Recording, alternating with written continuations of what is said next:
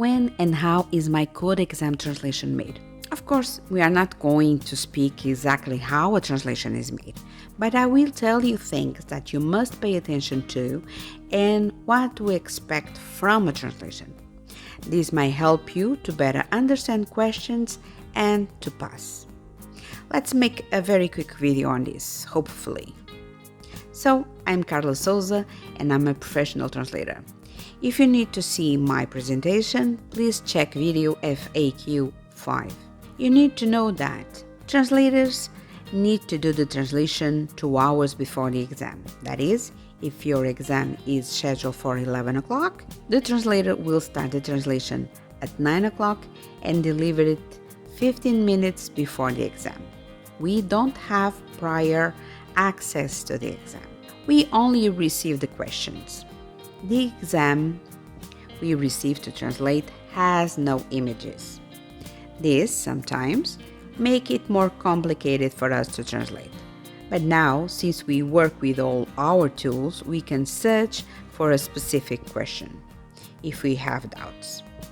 We can't search all the 30 questions because we only have 2 hours to make the exam translation. This is how we receive the questions.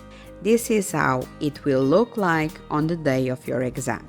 In the video, what will happen on the day of my driving license code exam, I will have more practical indications. You must know that the exam may have tricky questions.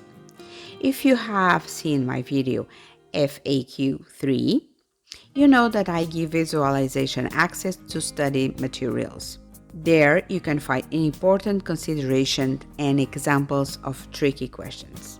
When I translate an exam now, since the exam will enter the IMT database and I'm translating for a huge variety of people, not to a specific client, like before the lockdown, I have in mind that people may be English natives or not.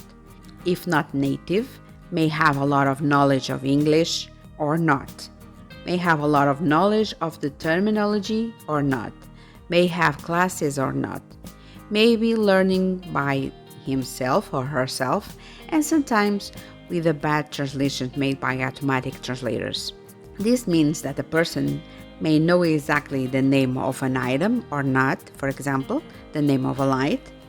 So, what I do is to give, when possible, two alternatives for the same thing, sometimes between parentheses or separated by a slash, just like this. I try to simplify the questions as much as possible, but continue to convey the exact meaning of the original. Remember that I said that exams don't have image, right? So sometimes I can't simplify.